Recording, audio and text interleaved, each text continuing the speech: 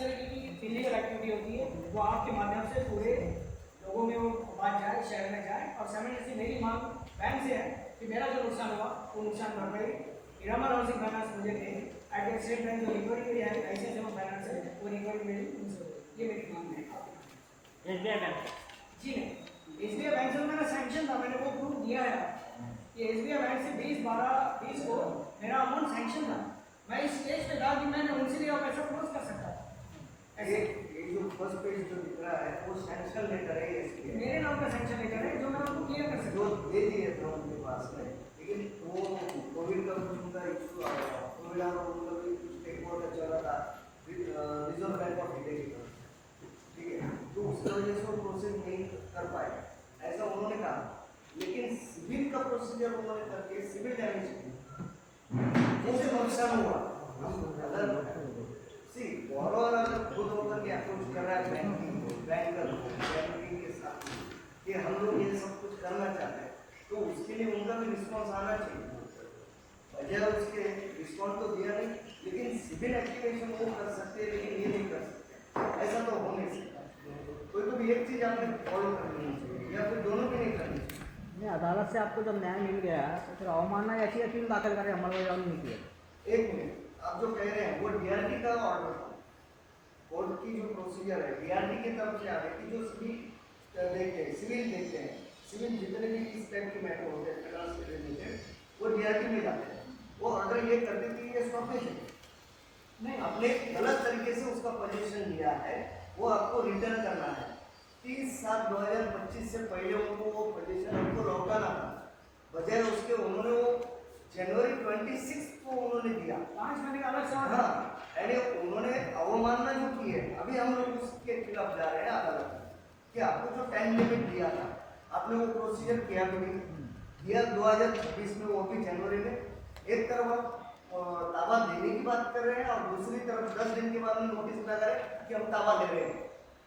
अभी शिकायत किससे आपको? शिकायत हमारे को बैंक के खिलाफ की है, हमको कोर्ट से न्याय मिला है, but at the same time जो डैमेज हुआ वो बहुत बड़ा डैमेज है। कोर्ट से तो हमको वो न्याय मिला है कि भाई बैंक तुमने इलीगल तरीके से पोजीशन लिया, इनको वापिस दो।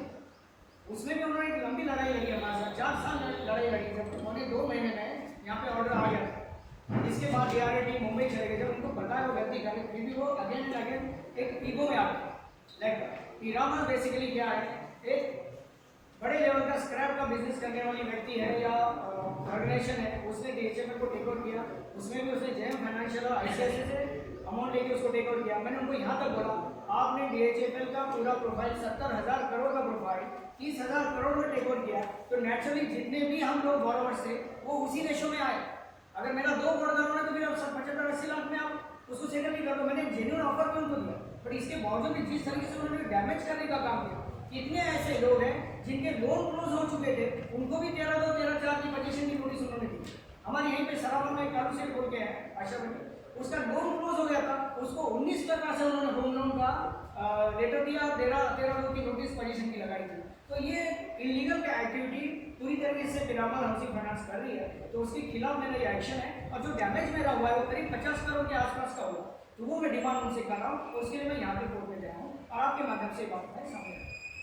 पुलिस कमिश्नर को भी निवेदन दिया आपने? जी क्या डिमांड क्या वहाँ से मिला है? जी हाँ, उसके ऊपर वो कार्रवाई कर रहे हैं। उनसे मेरे को एक अच्छा रिस्पॉन्स आया है। सातारा पुलिस स्टेशन में उन्होंने उसको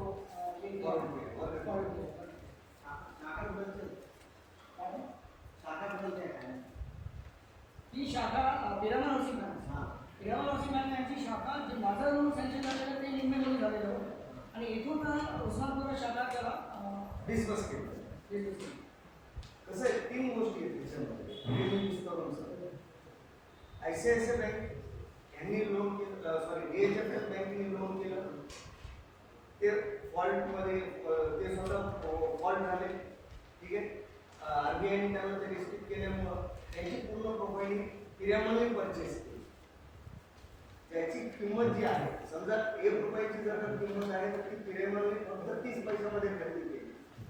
मग त्याचा रेशो सुद्धा बॉरोवरकडून तुम्ही 30 पैशानेच कॅल्क्युलेट करा। हा आमचा पहिला विषय आहे। तुमचं इंटरनल काय तुमचं असेल, तुम्ही कोणाकडून काय घेतात तो विषय नाही, आम्ही त्याच्यावर ऑब्जेक्शन घेतले नाही। है ना, प्रोफाईल तुम्ही परचेस केलेली आहे, आम्हाला पण त्याची माहिती द्या ना तुम्ही. की आम्ही हे पूर्ण टेक ओव्हर केलेलं आहे. तुम्ही असं कोणत्याही जितके प्रोफाईल तुम्ही परचेस केलेले आहेत